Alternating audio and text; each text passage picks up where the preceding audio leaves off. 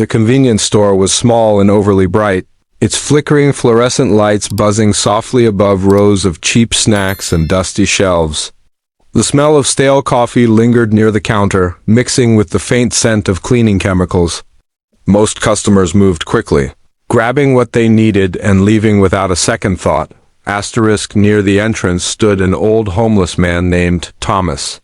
His coat was several sizes too big, frayed at the edges, and patched in places where time had worn it thin.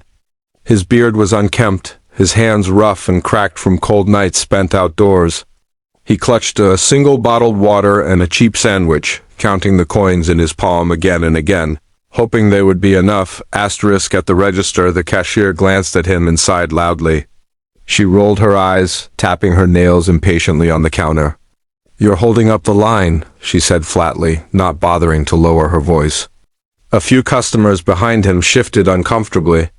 One snickered under his breath. Thomas nodded apologetically, his shoulders hunched. He whispered, "I'm sorry," and placed the coins down carefully, as if each one carried weight far beyond its value. His hands trembled slightly as he waited for her to count. If you believe that no one deserves to be treated with contempt. If you believe kindness should never depend on appearances, take a moment to like this video, share it, and subscribe to Kindness with Malik. These stories exist to remind us of the humanity we often forget. The cashier scoffed. "You're still short," she said. "You need to leave." Thomas stood there silently for a moment. Then slowly he reached into the inside pocket of his coat. The movement caught the cashier's attention, and her irritation shifted to suspicion. From the pocket, Thomas pulled out a small, worn leather wallet.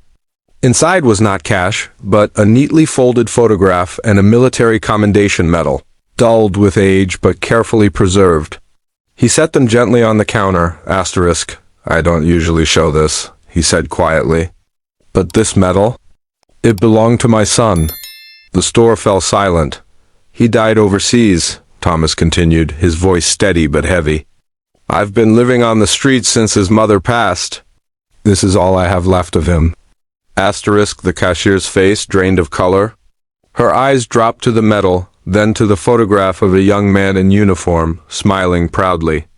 The line behind Thomas stopped moving entirely. No one laughed now.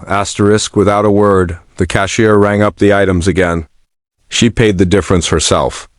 Then she placed the sandwich and water into a bag and slid it toward Thomas with both hands. "I'm sorry," she whispered. Thomas nodded once, his eyes glistening but calm. He gathered his bag, carefully tucked the medal and photo back into his coat, and turned toward the door. As he left, no one looked away this time.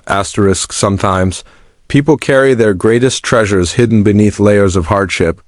Sometimes respect comes not from wealth or status, but from sacrifice and love that never fades. So the next time you see someone the world has pushed aside, remember Thomas? You may be looking at a story far deeper than you'll ever know.